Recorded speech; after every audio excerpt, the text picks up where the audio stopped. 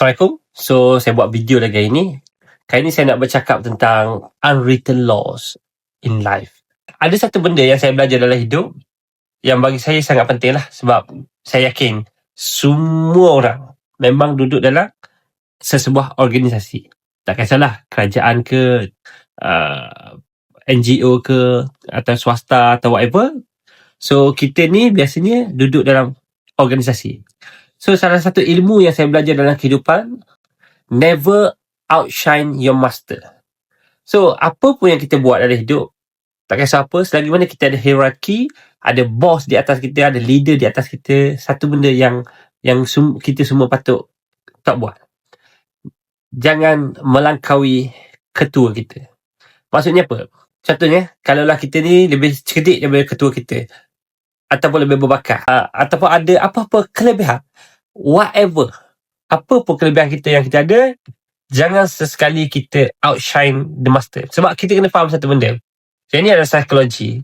Semakin seseorang naik ke atas, dia orang semakin, termasuk diri kita, akan jadi semakin emotional, insecure. Sebab itulah pentingnya untuk kita orang yang berada di bawah tidak outshine the master. Nampak benda ni simple, tapi ni adalah hakikat. Ada yang cakap ini adalah cemburu, dengki, whatever.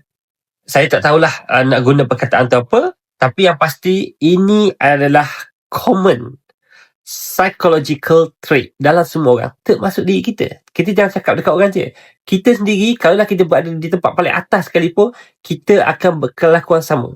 Yang penting adalah kita aware dengan benda tu. So once kita aware, kita tahu apa yang nak dibuat. Bila kita aware kewujudan tentang psychological trait sebegini, kita tahu saat kita di bawah kita perlu buat apa. Saat kita berada di atas pun kita aware apa yang perlu kita buat. So kita boleh hindari atau at least kurangkan apa yang berlaku dalam diri kita. So itu adalah ilmu yang mahal lah. So mungkin ramai yang tak sedar. So saya bagi ilmu tu hari ni. Itu saja. Nanti saya bagi video lain. Bye bye.